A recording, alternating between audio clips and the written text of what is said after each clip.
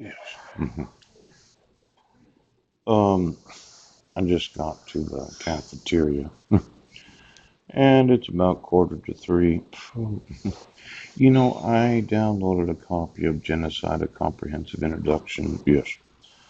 For myself. hmm Now, I was looking through the table of contents. Yes. And it's possible that we don't really understand the complexities of genocide, and liberticide, and kidnapping, and numerous other crimes.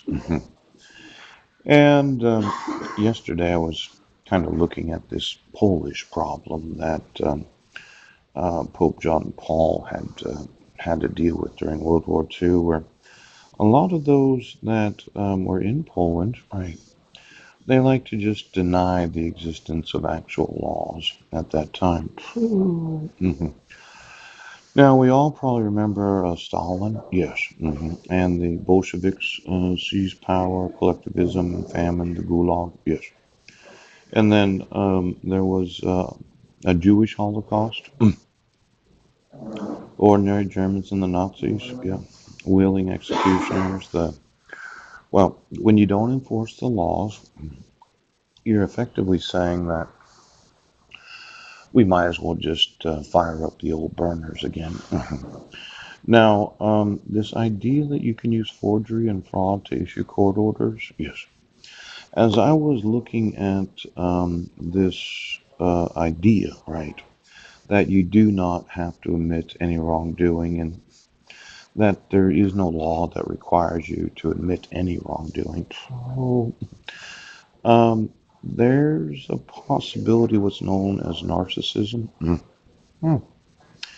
Narcissistic individuals that don't admit to any wrongdoing. It's not within the confines of their available idea, yes, that you could actually commit a crime or you could, oh, Lipsic, Constantinople, justice, truth, and redress.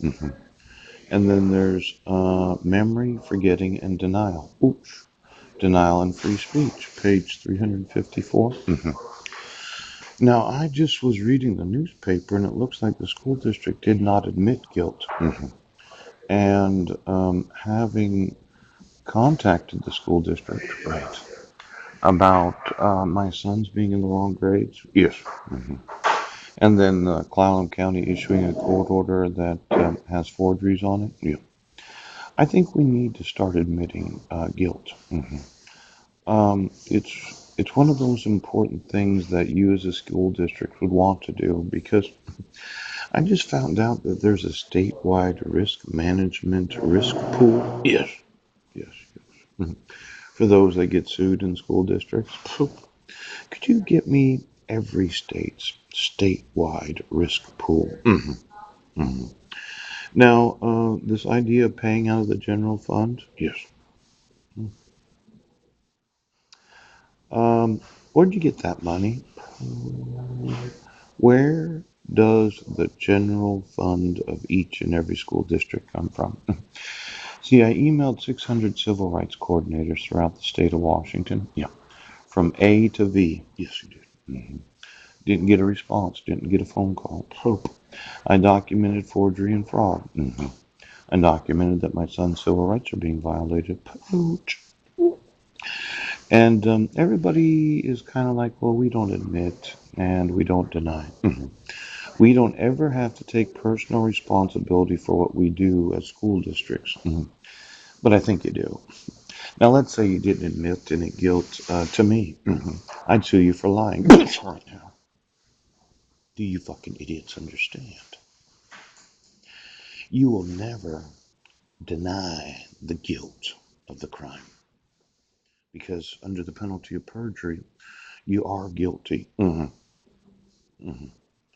Now, as a whole nation, we've been refusing to admit guilt, yes, as if it were a negative thing. We do not admit guilt as part of the agreement. Hope.